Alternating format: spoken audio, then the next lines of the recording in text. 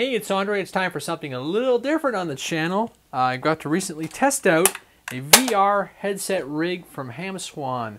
They are on Amazon.ca, so for all my Canadian friends, I will be putting up the links to it. And they sent along a nice set of VR goggles, which you require your phone for, or your small tablet device, and as well as a little Bluetooth controller. The goggles are actually pretty neat, and I have to say I enjoyed the experience. So it's one of those things that if you're not sure about VR and you want to find out, I think this is the right way to go. So these guys feature a 128-degree field of view, nice spot for your phone. You have your fully integrated control, which controls your volume and your play and pause, and you have your width setting for your eyes, plus your forward and backwards, and as you can see, a nice set of headphones, nice strap and everything, and it is actually very comfortable to put on. So I picked two apps to test and demonstrate for it. One is a roller coaster, and then the other is a live recorded 360 camera style thing where you're flying in a jet. And I'm going to attempt to record the video off my phone and interlace this, so it kind of gives you an experience of what I'm seeing when I do it.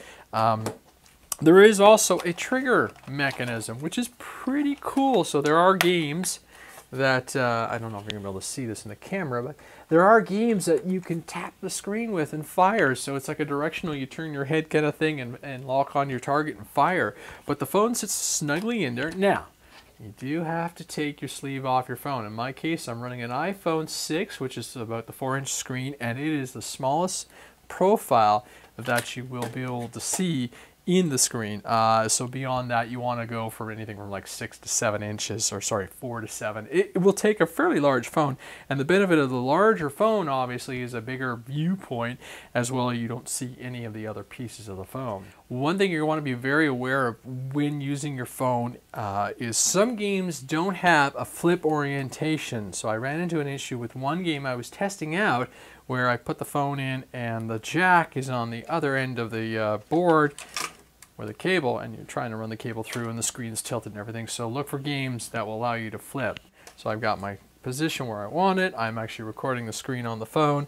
I like to lay the phone right in onto the pads. There are 4 pads for each corner, and you kind of squared everything up, close the cover. There's a pad on the inside so my phone isn't moving around. You slap on your glasses and have a really good time. Like I said, you can adjust your optics, focus in your eyes, and now I'm going through, actually, oh, that's a good sensation. It's surprising. It really is surprising. The only thing is missing, is, the ability to shoot stuff. So like I said, I've got my volume controls, so I can raise and lower, and depending on the application, if they've done their connection, you can pause and everything. But it's actually pretty, I'm impressed. I mean, my iPhone is obviously a couple generations back, but the clarity and depth is really good. So I've got my optics all the way out, my focus point is set to me, the head strap all comes down, and the headphones are really comfortable. So I'm just waiting for this thing to launch again. It's pretty neat. There's a car. I have no idea what those things are standing there. We're going up and up and up and up. They look like something out of War of the Worlds. Oh, here we go. Hands in the air. Woo! Oh, you actually get a pretty good sense of vertigo doing this, because you're, oh, the loops, the corkscrews. Oh, wow. Wow. Oh, this is pretty cool, actually. I'm liking this. This is neat. This is a neat way to experience VR. Obviously, you don't have any of the hand interaction stuff. That was pretty cool. Oh, there's another roller coaster. And I can turn around, and I can see the back of my roller coaster. So I'm riding the roller coaster backwards. I can look down. There's my rail. There's where my feet would be if I had feet in this environment. So this is pretty darn cool. Oh, wow. I hope that video turned out. That is neat. It's actually pretty neat. The other one that I really enjoyed, I'm not even going to take the phone out of the holster at this point, is something called, and that one was called VR Coaster HD. No kidding. The other one was called VR Fighter Jet, and these are just collections of videos that people put together And my favorite was the Griffin Pilot, because it's such an amazing look. I'm switching over to my view, and I think this one wanted to, yeah, there we go. You have to flip them over once in a while, so I'm loading it in. It's doing a countdown. And see, I've got everything nice and secure, sits nice and flush. And now you're inside a plane. If this is the one I think it is, it is. I've got my volume control. And there's a Griffin. Look at that. The cockpit view. I love this.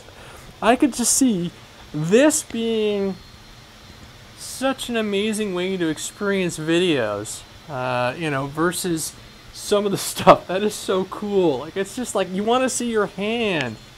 But, you know, there you are. Headphones adjusted, straps. I can see all the controls in the aircraft. So this is just simply a nice video where a high-res camera is put in and they've done the mapping. It's pretty good. There's a guy's head. That's kind of creepy. So, yeah. And this is all coming off my iPhone, which isn't exactly the most powerful piece of kit right now, but it's just a neat experience. And there's a couple in this VR fighter jet one. There's another one where they're in formation with a bunch of aerobatic airplanes. I guess the only downside to this kind of tech is you take off your helmet, your glasses, and then you got to fiddle with the phone, put it all back together, so you're getting sponges and all that. Oh, top tip.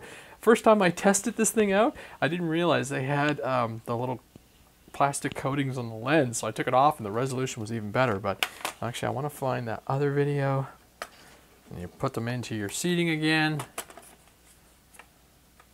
Now, I've seen a couple VR examples too, where all the interfacing is done within the program. So you look in one spot, you press that button, and that engages it. So it's pretty neat. So here we go. We're on board. There we go. Look at that. I got a wingman.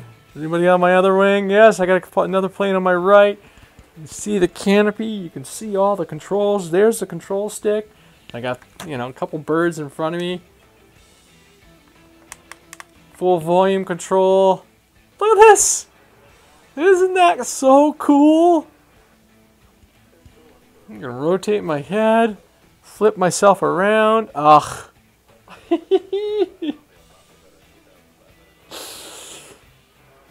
Kid in a candy store. This is just a really neat way to experience VR at a low price. So there we go. I will find a way to interface this one. The Bluetooth control is handy for things like volume control. I haven't found a game yet that lets me use it for directional, because that would be the ultimate. Put your glasses on, have your phone going, and then you start exploring an environment. So as soon as I find that, I'm definitely going. Look for the links in the video description. Again, this is the HAMSWAN 120-degree field. Works with your iOS and your Android devices, like iPhone 6 and above kind of thing. I've been running my iPhone 6. Again, thank you, HAMSWAN, for giving me the opportunity to trying this, and I'm going to throw these at my kid later on and get them all dizzy with the roller coaster and stuff. So, I'm Andre. Thanks for watching.